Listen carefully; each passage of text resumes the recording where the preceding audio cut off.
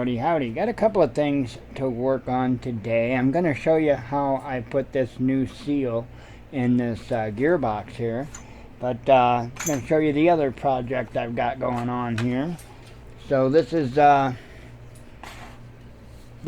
e-bike front hub motor here. This is the one that is on Jen's e-bike.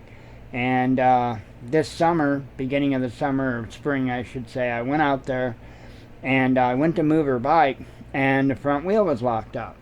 So sometime over the winter, water was able to get inside of the motor, and as you can see, it is a pretty nasty mess. So I got to get all that cleaned up, and then over here, oops, I have the rest of the motor and in pieces here. So this here is what the actual windings and stuff look like here. So the heart of the motor, if you will. So it's just got to be all cleaned up, put back together, and properly sealed. It really wasn't sealed, but you know, for 8 years, I'm not going to complain too much. That isn't too bad for 8 years.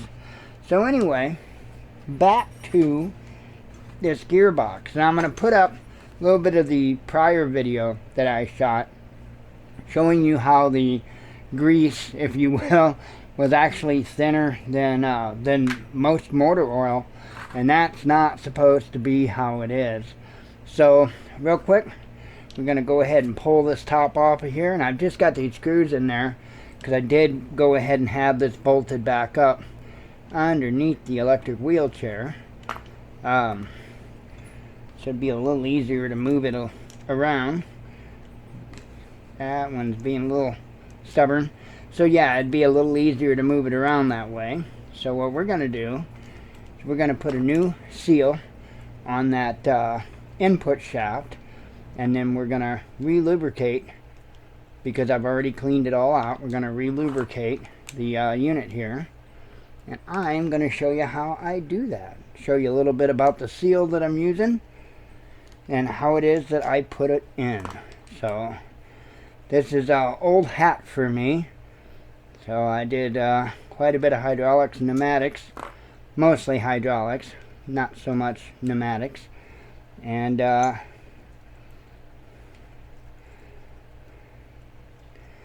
that last screw out of there.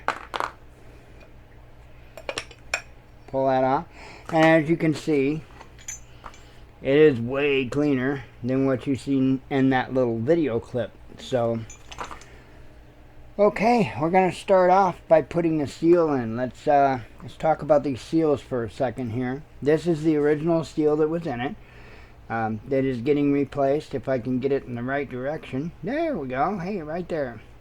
It is getting replaced with a better seal. This was the original. It is a single lip seal, and this is I mean, it's sufficient, but I've got a better seal to put in it. This here seal is the one that it's going to be replaced with, and not only is it made from better materials, but I'm going to try to bring it up close here if I can get the right directions. I hate working backwards on a camera, you know.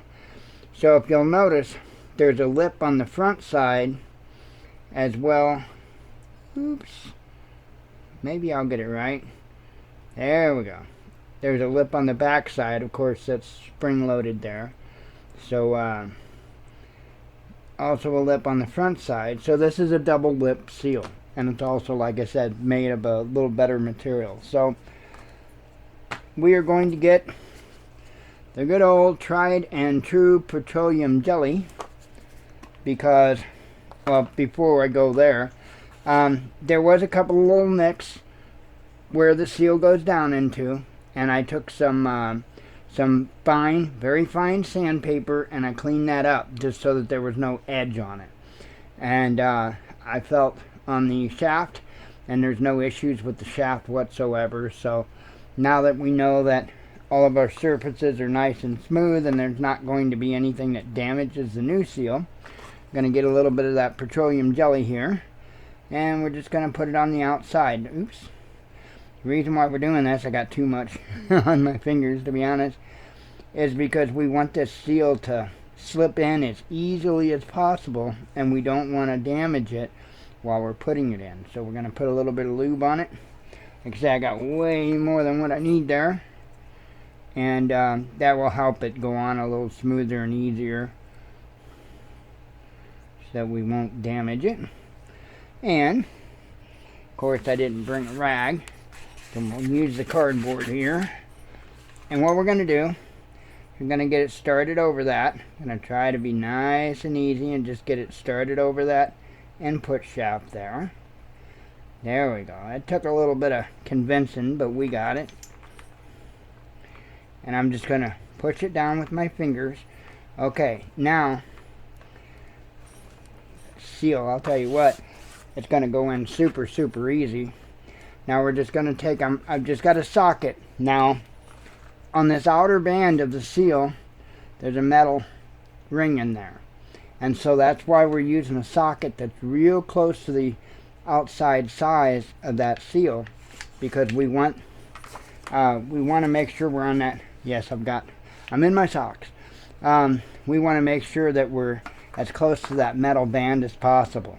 So, and you don't have to drive it home in one hit or nothing like that. You want to take it easy. You want to make sure that you're nice and even, and you just want to get that seated. And usually you can tell. I can feel now that I'm bottoming out on it. So let me just go a little bit of pressure this way. And I believe that we are seated down in there well. So that's all there is to it. That is all there is to putting that seal. And boy, I'll tell you what, just putting that seal in there, I can tell a significant difference in how it feels. So that should certainly seal that up. I know it feels a lot tighter than what it was, that's for sure. And now, what we're going to do, turn it around this way. I'm going to put on a couple of rubber gloves. At least I did have two. There's the other one. Because this stuff smells nasty. And you get it on your hands, and you're going to be smelling it on your hands for a couple of days. And I do not want to do that. Uh-oh. Thank God it wasn't a condom, right? This is a new glove I just got out of the box. So, let's see. And I guess a fly is going to join us. Maybe it wants sealed up in the box too. Little extra lubricant, you know. Okay, and I got this here because the plan is to scoop it out of here and use this as much as possible. So it's thick, gnarly, nasty stuff. And we're just going to scoop down in there. Doesn't that look good? And I'm going to just try to get it down in there, and then we're going to spin the motor and let it kind of pull it down into it. Just like that. Scoop out some more.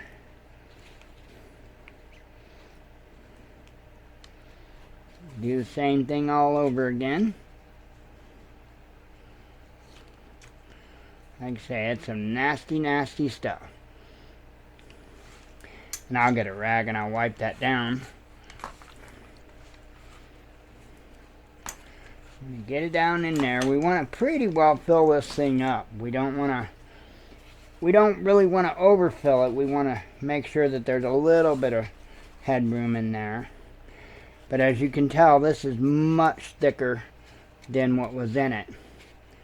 And that was part of the reason why it leaked, was because the oil, I'm not really sure on that. That looked awful thin, the stuff that was in it. So I'm not quite sure if that was intentional or or if that's just how that particular lubricant did over time, or what the deal was. But it certainly was not in good shape. Get a little more in there.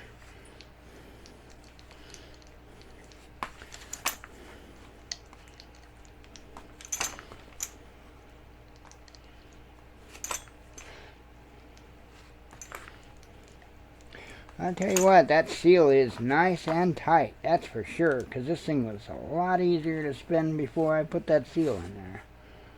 A lot easier to spin. And that's fine if it's nice and tight like that, because that motor's got plenty enough in order to turn it. So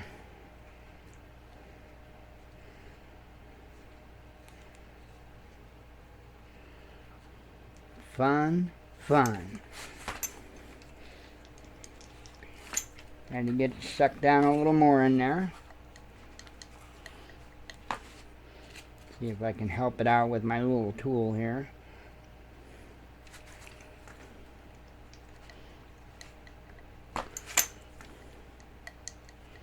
Kind of wished I had some down in there. I'm going to try to get some that direction.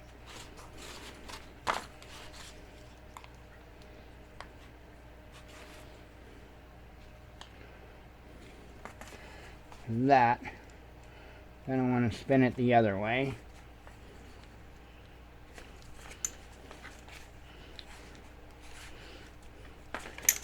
Just want to make sure that we got plenty in there that it helps protect those gears.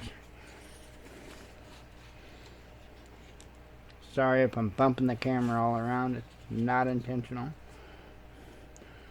Probably gonna just have to be a man and get it down in there. And that's fine. I think I pretty well got it full. I don't really think I need to go any more than that. You want to have a little bit of air in there. Sorry about the ding dongs. You want to have a little bit of air in there, just because you don't want to build up pressure and then blow it out the front. So let me take these nasty gloves off, and I'll grab a piece of a rag real quick, and we'll wipe off where that gasket goes and get that put together.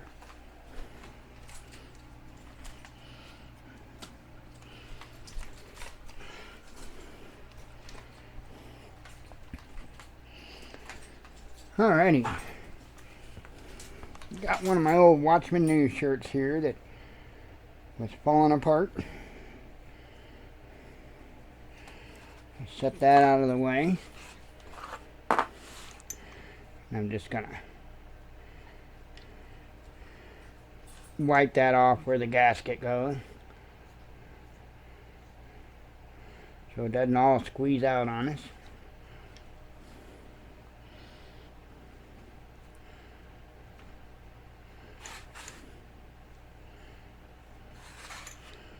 Not much to it.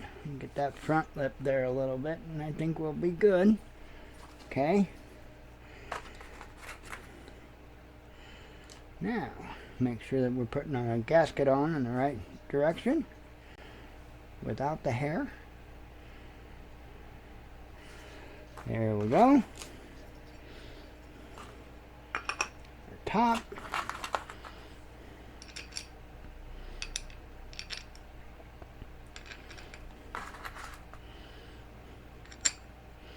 Oops.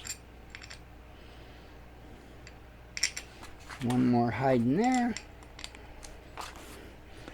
And then we can start to tighten that plate down. So that's really all there is to it.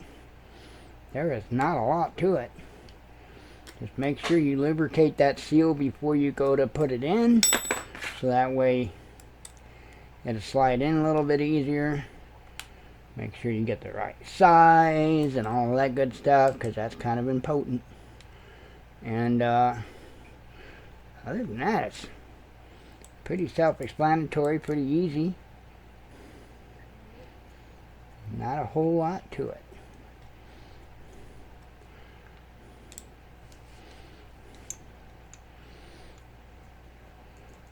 Get these last of these tightened up.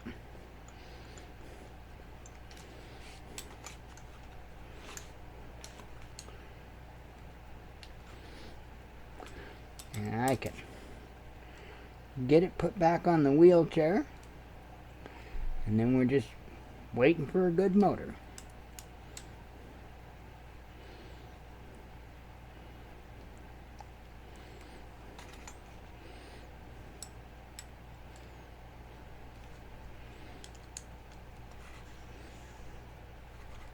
Okay, let me retighten. Make sure those didn't go anywhere.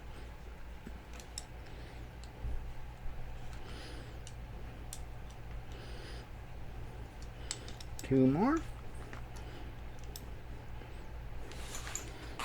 And there you have it. There is a Reseal gearbox. Man, that is a nice tight seal. That is perfect. That is beautimous. Sorry, I know, I'm sure I bumped into the camera a few hundred times. Anyway, that is all there is to it. I'm going to take a clean, fresh rag and wipe that motor back down before I reinstall it in the wheelchair. And hopefully soon we'll have a good motor for it for the rest of the, well, maybe not the rest of the day, but now I get to go to the e-bike motor and start the cleanup on that so I can get that put back together. So hope you all have a great day. Shalom.